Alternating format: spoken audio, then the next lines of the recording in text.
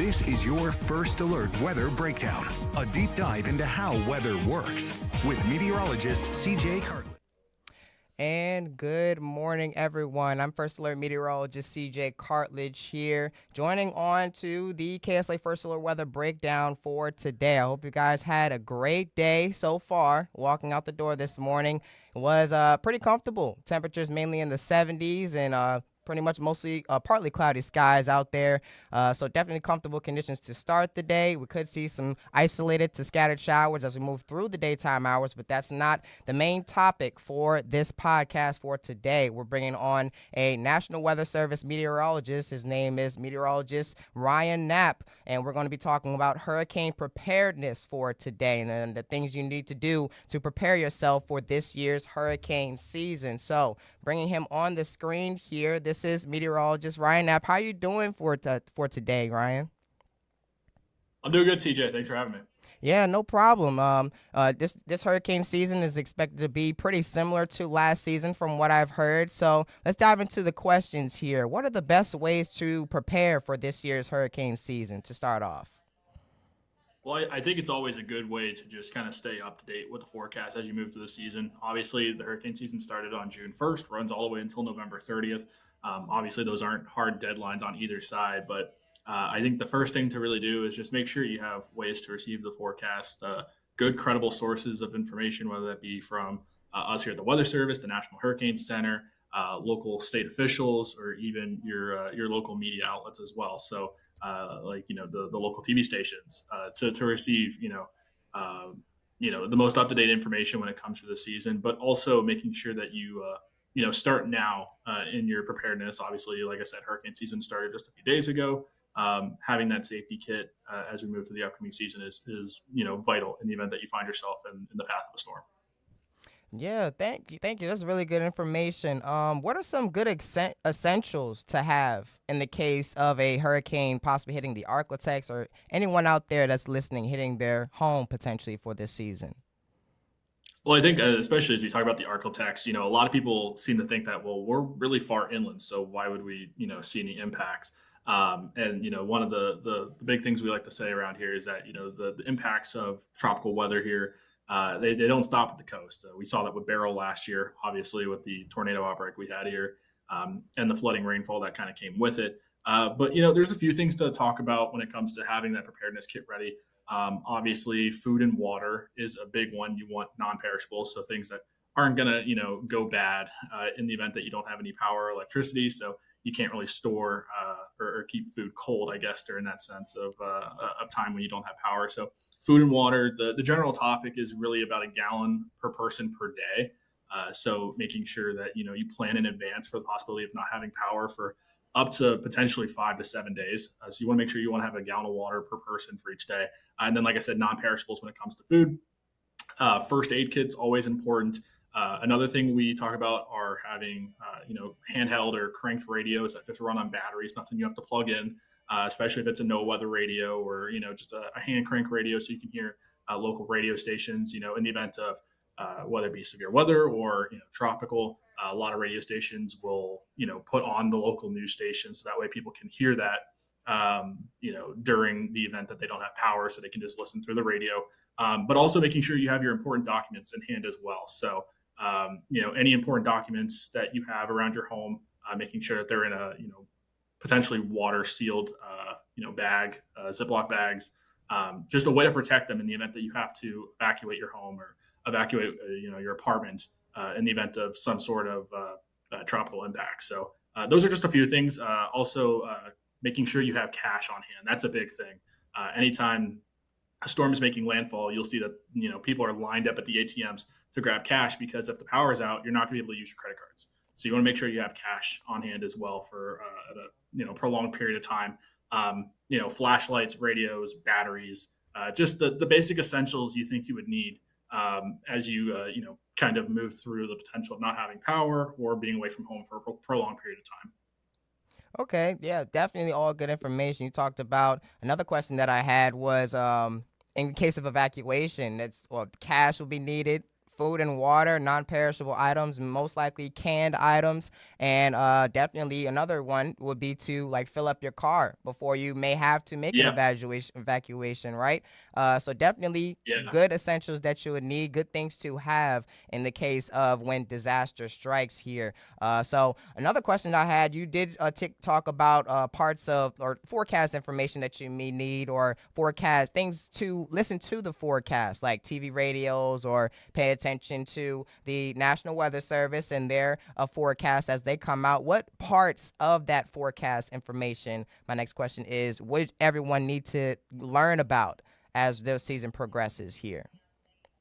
Well, I think you got to know one thing too is really know where you live. One thing we found a lot every time that we're doing, whether those be outreach events, is a lot of people kind of don't really understand. It's surprising that they don't really understand where they actually are on a map. So that's a big thing going into the season, is knowing where you're at, knowing what zones you're in, especially if you're closer to the coast, for evacuation purposes. But when it comes to the forecast information, obviously paying attention to the cone. The cone is a big topic every single year, um, and not focusing so much on the center of the storm, but the fact that impacts can extend far beyond the center of that cone. So one of the big things as we went into last hurricane season was the new experimental cone that the National Hurricane Center put out. They're moving forward with increasing work on that for this upcoming season. So that's going to be available again. And the goal of that is to show not just coastal watches and warnings and hazards, but also showing inland hazards as well. Because the main messaging that studies are finding out is the fact that people pay so much attention to where the actual center of the storm is going that they don't realize that the extent of the impacts go far beyond the center.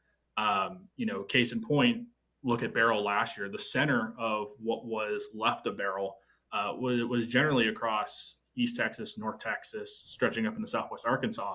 But we saw all the tornado impacts across parts of Northwest and North Central Louisiana.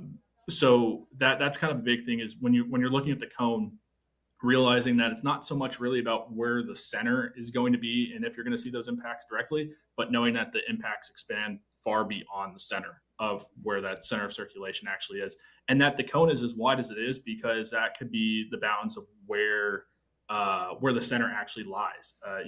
Whether the cone is showing the center all the way to the west or all the way to the east, those bounds are there to show where the center will move during the possible forecast path, or at least where the forecast is showing.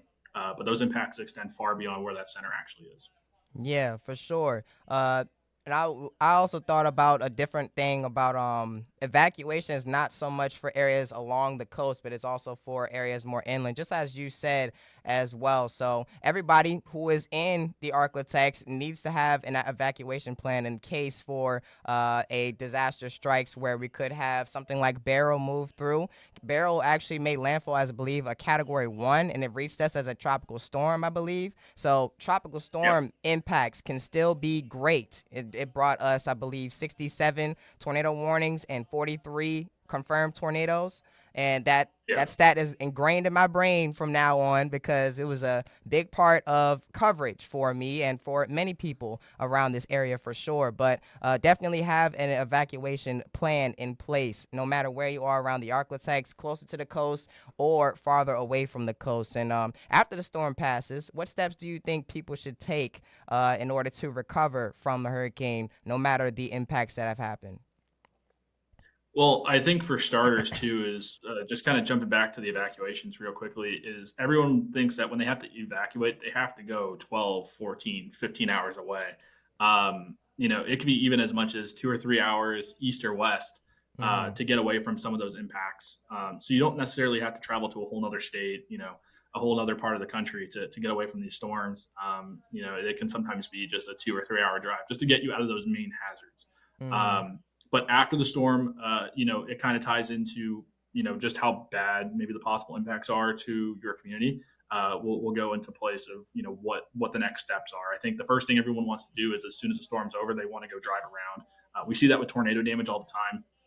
Everyone wants to go look and see what's going on. I think the big thing is staying away from those emergency crews, because during the storm, a lot of emergency crews are not allowed to go out into the storm to help people. They have to wait until the storm is over before they can actually go out and assist those who are possibly in need. So, letting them go out, do their job before possibly, exploring across the area.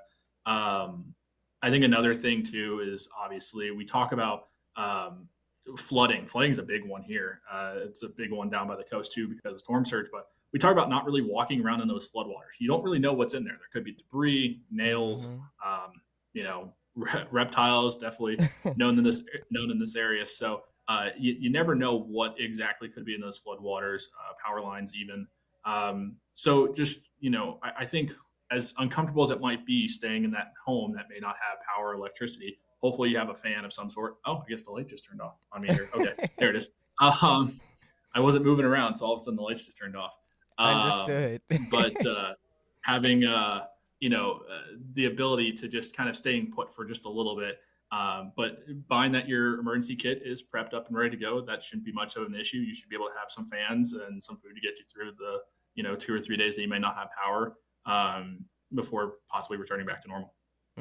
Yeah, it was yeah, that power outage just pretty much showed what could happen in event of a hurricane or Yeah, yeah, tropical no storm kidding. that could move through the area. So that's definitely possible. So just to wrap up real quick, you did mention the let's name 5 main things that you think people should have, the must-haves in case of a hurricane hitting the area. 5 main things. Well, I think the first thing obviously is the water, gallon of water, for each day, for each person in their Mm-hmm. in your family or group. That's vital, and obviously it's always best to kind of um, prepare for the worst and hope for the best, I guess, in that sense. Um, but yeah, definitely that gallon of water, non-perishable food items, because you're going to want to, be able to eat something that is not going to go bad, and you may have to go for extended periods of times. I can, tell you real quickly that I was in South Florida during Hurricane Irma, and we had the National Guard handing out MREs, meals ready to eat, because they were non-perishable items and they were able to be, consumed, whether you had electricity or not. So non-perishable items, the Chef Boyardee, ravioli stuff, that kind of thing. I think having those important documents. And one thing I didn't mention earlier is making sure that if you have medication that keeps you healthy, or it's vital medication that you need to take daily, Right. make sure you have enough to get you through the event. That is very Mm-hmm. crucial. Too many times we see first responders having to treat people who are having some sort of medical episode related to a previous medical issue that they have, because they didn't have enough medication to get them through the storm.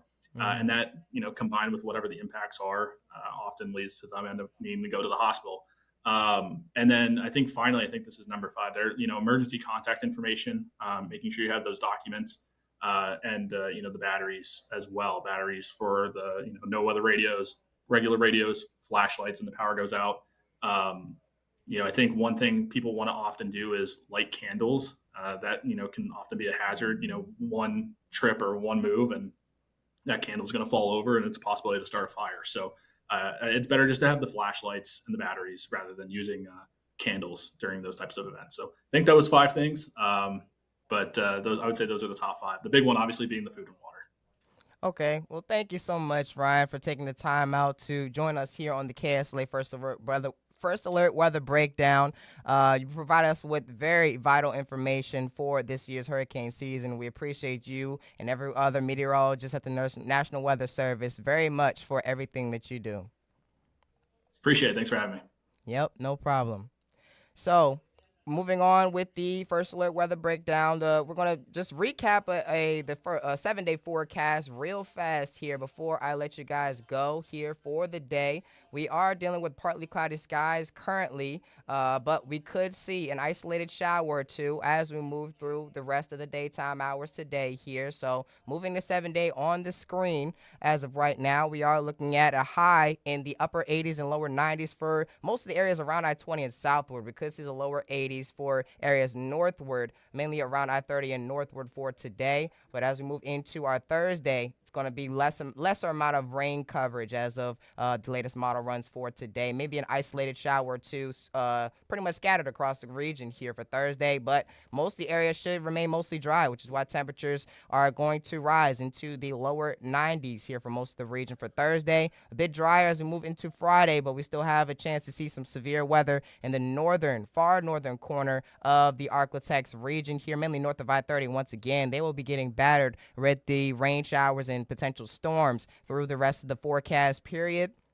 As we move into this weekend, we are going to see a higher chance for rain heading into Sunday, with much of the area seeing higher rain chances as well. This may come with a cool down as we move into the start of the new work week, where highs will drop into the 80s, low to mid 80s for Monday, potentially back into those upper 80s and lower 90s as we head towards the middle part of next week here. So once again, thank you guys for joining the KSLA First Alert Weather Breakdown. If you guys have any topics that you want us to discuss here on the KSLA First Alert Weather Breakdown, make sure to message us at KSLA First Alert Weather Team on Facebook, or send us an email at weatherbreakdown@ksla.com. Once again, thank you guys so much for tuning in to this episode on hurricane preparedness with meteorologist Ryan Knapp. I want to thank him once again for joining us here on the KSLA First Alert Weather Breakdown. I hope you guys have a great rest of your Wednesday, and I will see you guys on the next episode, which is tomorrow,